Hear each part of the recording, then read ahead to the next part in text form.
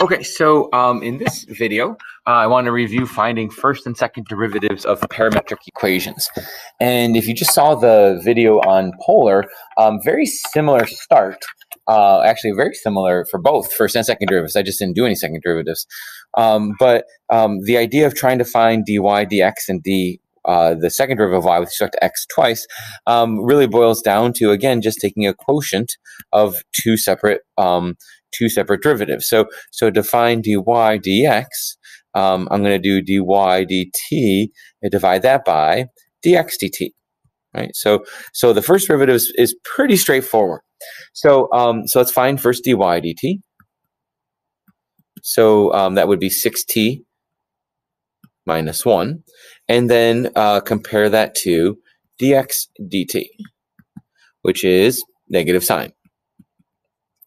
So to find the slope of the tangent line at any point t on the graph of this parametric equation, I would know that dy dx is equal to 6t minus 1 over negative sine of t.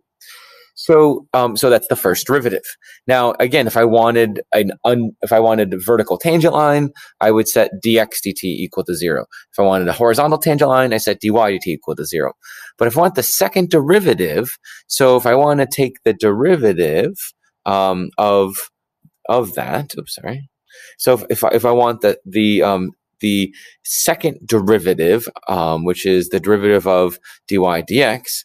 So then what I end up doing, so again, I'm kind of almost looking up to that spot right there. So I'm going to do the derivative of dy dx, and then I just have to remember to divide it by the derivative of dx dt. Because ultimately, I want that to be the second derivative of y with respect to x twice. And if you just look at it from an algebraic point of view, so if these were fractions, right? So then you could certainly think about, okay, so the derivative with respect to t of dy dx, but then this guy would flip upside down when you divide by it. So dt dx, so the dt's cancel, and you get the second derivative of y with respect to x twice. The second derivative of y with respect to x twice. So that's where I think sometimes students forget, is that you have to take, when you take the second derivative, you take the derivative of what you have, but then you've got to divide it by the initial dx dt that you found, which I found right there. So let's do that. So let me erase sort of like our proof here, our reminder. Oops, I didn't want to erase all of that. There we go. Let's just erase this much of it, kind of lasso that. Okay, so now I want to do the derivative of what I just found. So the derivative of what I just found, which was 6t minus 1 over negative sine t. So I find that derivative, then I'm going to divide it by my original dx dt. So when I do the derivative of the top, for better or worse, it's a quotient rule. So low d high. So low is negative sine of t. D high is 6 minus high, which is 6t minus 1, d low, which is negative cosine. So I'm going to put the negative right there. All over low. So all over sine squared. Oh, well, negative sine of t squared. Then I'm going to divide that by what I got for dx dt, which was negative sine of t. So I should probably clean it up just a bit, right? So let's see what we get. Oops, I'll go to like maybe the screen color here. So we get was equal to negative 6 sine of t.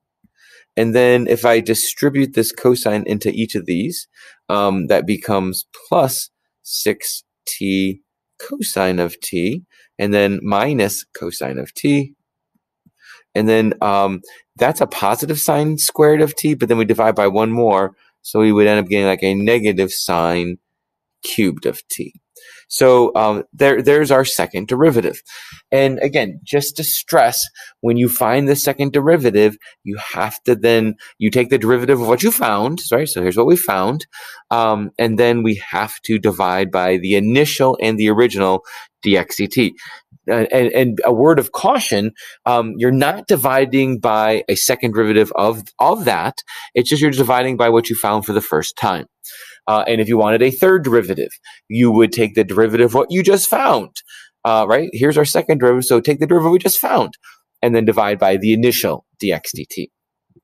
And the same is going to be true. I didn't mention it in the last video, but the same is true when you're doing second derivative of polars. You would still want to divide by that d theta or dx d theta because you want that with respect to x twice if it was looking for a second derivative for that.